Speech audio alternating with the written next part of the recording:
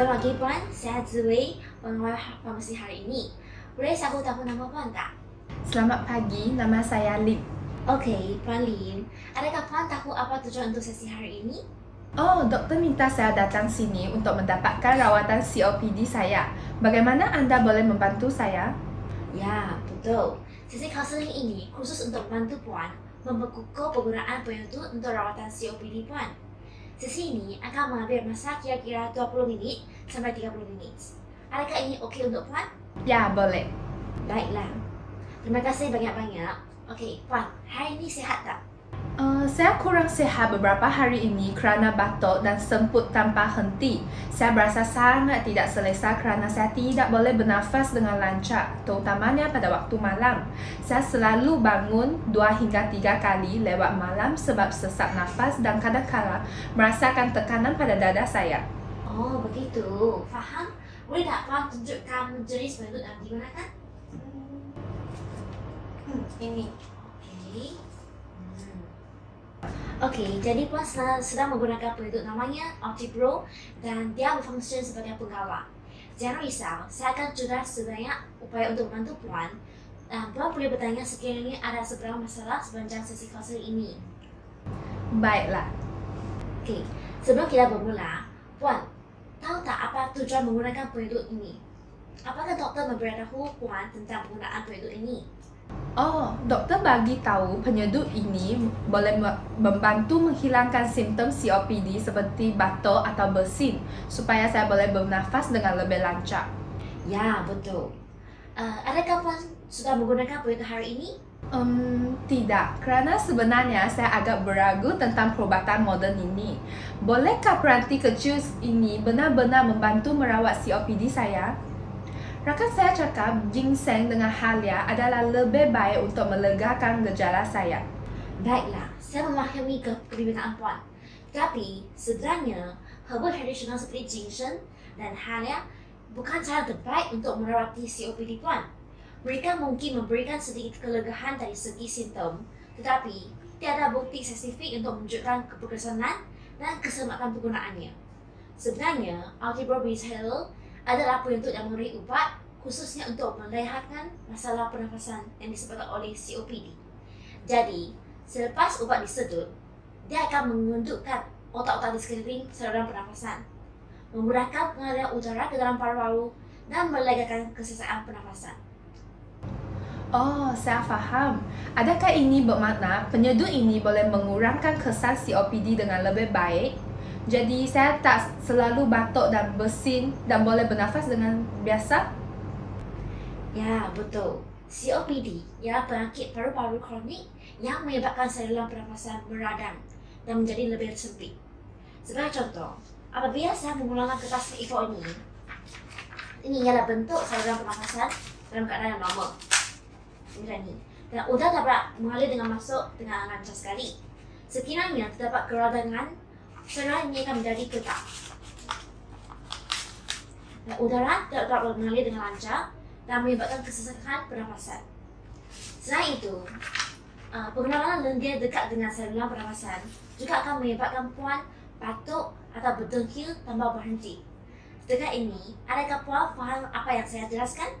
Setakat ini baik. Saya hanya ingin tahu tentang penyedut dan bagaimana ubat itu membantu membaiki keadaan saya. Okey, jadi sekarang saya akan menerangkan tentang peranti Altipro Reseller. Dalam set peranti ini, Puan akan mendapat penyuntik dengan penutup dan dia punya pack dan pack lepo kapsul keras kapsul keras yang mengandungi dua bahan aktif iaitu indikator malik dan glycopyrronium bromide. Kedua-dua ubat ini adalah ubat bronchodilator yang boleh melebarkan saluran pernafasan untuk memudahkan pernafasan. Kapsul ini, yang ni, kena diletakkan dalam ruang kapsul setelah dikeluarkan dari pack lepo dan terdapat penutup untuk menentukan corong. Okey, pada kedua-dua belah peranti ini, dia akan menebuskan kapsul setelah ditolak. Dan ubat yang terdapat dalam kapsul akan dihisap ke dalam paru-paru untuk meringankan keadaan COPD Puan. Dengan lebih banyak aliran udara masuk ke dalam paru-paru, apakah pendapat Puan tentang tahap oksigen dalam udara? adakah dia akan meningkat atau berkurang? Saya rasa tahap oksigen akan ditingkatkan jika lebih banyak udara masuk. Betulkah saya? Ya, betul. Tahap oksigen darah puan akan meningkat dan mengekal dalam paras normal.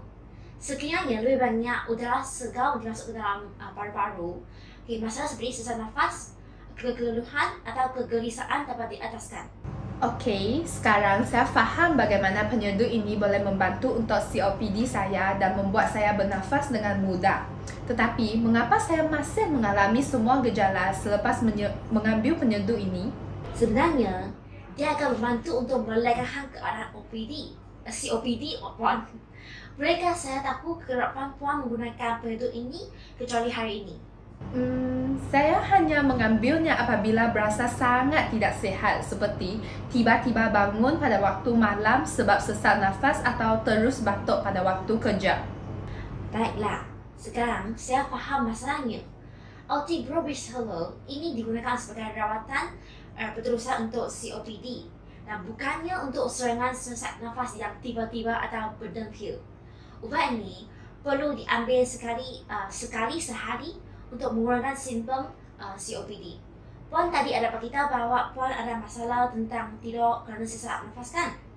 Ya, itulah masalah yang paling menjengkelkan yang saya alami setakat ini.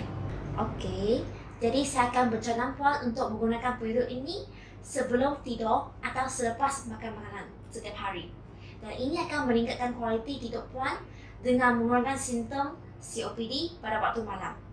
Masalah sempur atau batuk juga boleh dilegakan apabila pengeluaran lendir telah dikurangkan. Oh, jadi saya patut ambil ni sebelum tidur setiap hari pada masa yang sama ke? Ya, mengambilkan ubat pada masa sama pada setiap hari amat penting supaya Puan biasa dengan rutin ini dan tidak akan lupa untuk mengambil menggunakan penyeduh setiap hari. Dan hal ini boleh membantukan Puan tidak terlepas seberang dos untuk mengelakkan COPD semakin teruk. Adakah Puan jelas tentang apa yang saya jelaskan tadi? Ya, sekarang saya faham kepentingan penyeduh ini. Terima kasih kerana menerangkan.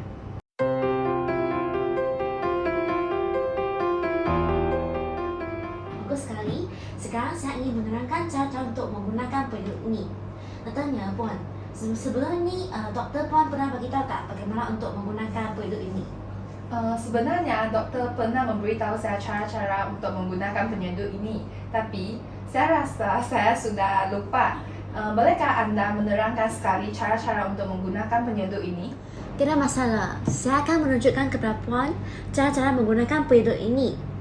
Baiklah, marilah kita bermula. Sebelum menggunakan penyeduh ini, Puan perlu mencuci tangan dengan sabun dan air terlebih dahulu. Pertama kali, bukakan penutup penyeduh ini. Kemudian, tolakkan corong mulut untuk membukakan penyeduh. Lepas tu, keluarkan satu kapsul dari pak lepung dengan tangan yang kering dan masukkan kapsul ini ke dalam ruang kapsul.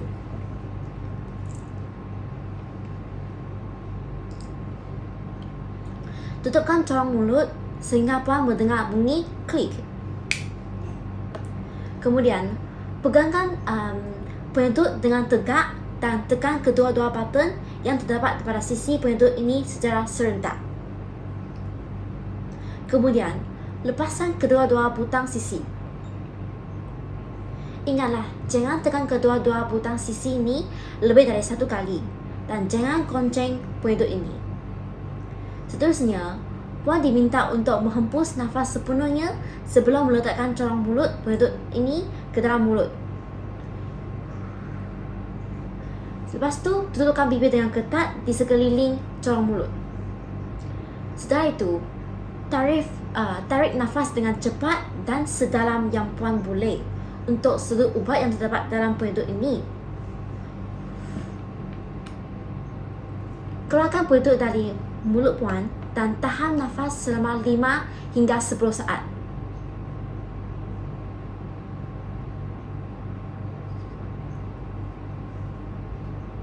Apabila penyeduh sudah dikeluarkan, hempus nafas melalui hidung dan penghembusan ini harus jauh daripada penyeduh anda. Kemudian, buka penutup semula untuk menyemak baki sebut ubat yang terdapat dalam kapsul.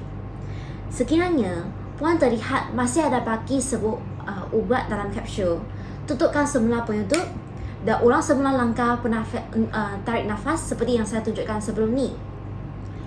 Setelah puan selesai menarik nafas dan tidak lagi ada sebut ubat yang tertinggal, bukakan corong mulut penutup dan membuangkan kapsul yang sudah kosong. Akhir sekali, tutupkan corong mulut dan penutup penutup. Baiklah, setakat ini, adakah puan memahami penerangan saya mengenai cara-cara penggunaan penyedut? Ya, saya boleh faham. Langkah-langkah yang tadi kamu menerangkan adalah sangat terperinci. Saya baru menyedari bahawa saya tidak menahan nafas selepas menyedut ubat itu.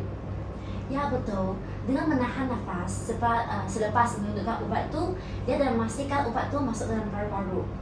Sebagai peringatan, saya tutupkan penutup ni selepas menggunakan. Dan ingatlah bahawa cara yang betul amat penting untuk memastikan sepenuh dos telah dapat masuk dalam paru-paru puan. Terima kasih atas peringatan. Saya akan mematuhi langkah-langkah yang anda ajarkan tadi.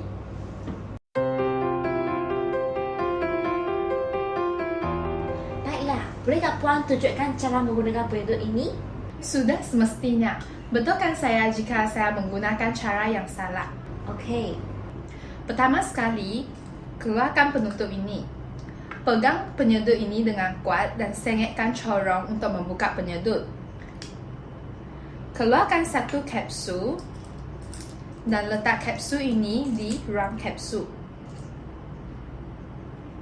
Selepas itu, tutup penyedut ini sehingga mendengar satu klik sound. Pegang penyedut ini secara tegak dan tekan butang di sisi untuk menembus kapsul dan kemudian melepaskannya. Letakkan corong di mulut dan tutup bibir dengan kuat di sekeliling corong. Puan perlu menghembuskan udara keluar dari paru-paru sepenuhnya sebelum meletakkan corong ke dalam mulut. Oh, maafkan saya terlepas langkah ini. Jangan risau, tidak mengapa. Puan boleh teruskan dengan demonstrasi. Selepas nafas dikeluarkan sepenuhnya, letakkan corong di mulut dan tutup bibir di sekeliling corong. Tarik nafas dengan cepat dan sedalam-dalamnya. Kemudian, keluarkan penyedut dari mulut dan tahan nafas selama 5 hingga 10 saat.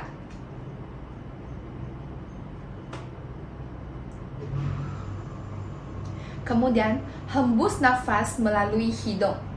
Selepas selesai, buka corong dan buang kapsul yang kosong ini. Selepas itu, tutup penyedut ini dan penutupnya. Bagus. Setakat ini, puan menggunakan penyedut dengan cara yang betul. Baiklah, saya ingin berkongsi dengan beberapa cara penjagaan apabila menggunakan alat sedut ini. Pertama, sila pastikan tangan puan sentiasa bersih dan kering semasa mengendali kapsul.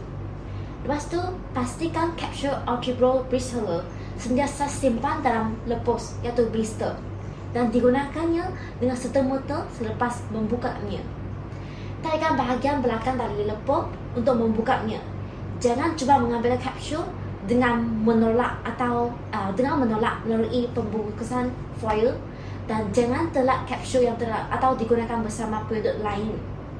Ingatlah, jangan tiup udara ke dalam corong juga. Okey, saya akan mengambil maklum tentang perkara ini. Adakah puan tahu bagaimana untuk menyemak baki dos? Sebenarnya saya tidak pasti tentang itu. Bristoler ini datang dengan satu penyedut bersama 30 packs lebih blister kapsul keras. Menurut pakar perubatan, puan hanya perlu menyedut satu kapsul setiap hari selama 30 hari. Jika terdapat baki kapsul selepas 30 hari, dia akan menunjuk bahawa puan ada terlepas dos. Okey, faham. Apakah yang perlu saya lakukan jika saya terlepas dos? Puan boleh memasang sistem pegerak sebagai peringatan untuk mengambil ubat.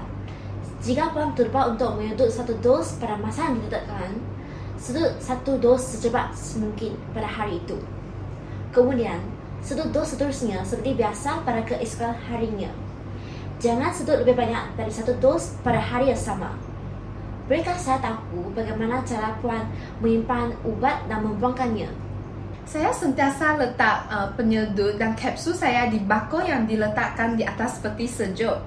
Untuk ubat yang telah lepas tarik luput, saya hanya membuangnya ke dalam tong sampah.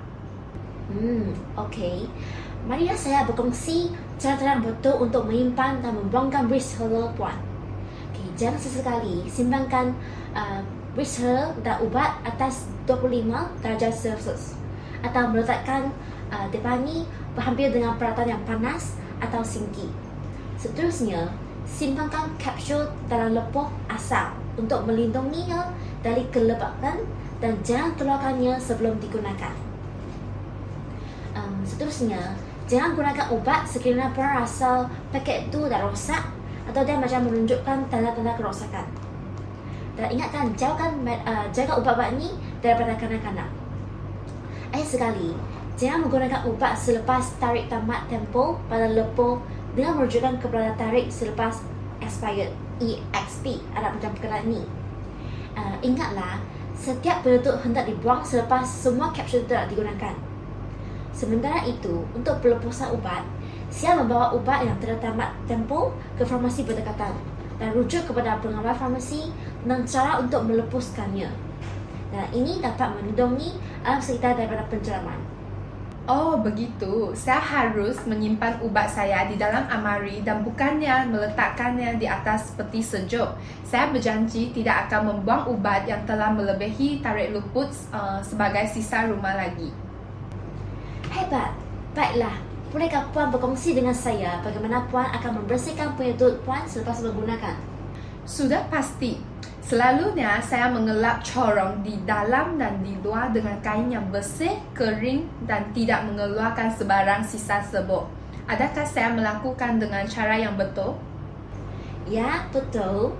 Pastikan penyedut kering dan jangan sekali mencucinya di dalam bawah air baik. Sekarang, saya ingin berkongsi dengan Puan tentang kemungkinan kesan sampingan daripada menggunakan ubat ini. Bukan setiap orang akan mengalami kesan sampingan, tapi saya hanya memberitahu Puan sekarang supaya Puan sedar dengan simptom itu dan tahu bagaimana untuk menguruskan nanti. Apa? Kesan sampingan? Adakah yang akan membahayakan badan saya atau saya perlu berhenti mengambil ubat ini jika ia mempunyai kesan sampingan? Bawa bertenang. Setiap ubat ada kesan sampingannya yang tersendiri dan ini tidak akan membahayakan tubuhan Puan. Kesan sampingan ubat ini dibagi kepada 2, iaitu kesan sampingan biasa dan kesan sampingan serius. Untuk kesan sampingan yang biasa, Puan mungkin mengalami hidung tersumbat, bersin, batuk, sakit kepala, sakit tekak atau demam. Kebiasaan, simptom-simptom ini akan hilang dalam masa yang singkat.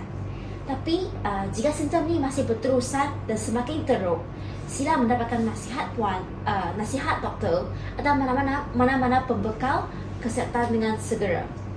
Sementara itu, untuk kesan sampingan yang serius, Puan mungkin akan mengalami kesukaran bernafas atau menelan atau bengkak pada lidah atau muka.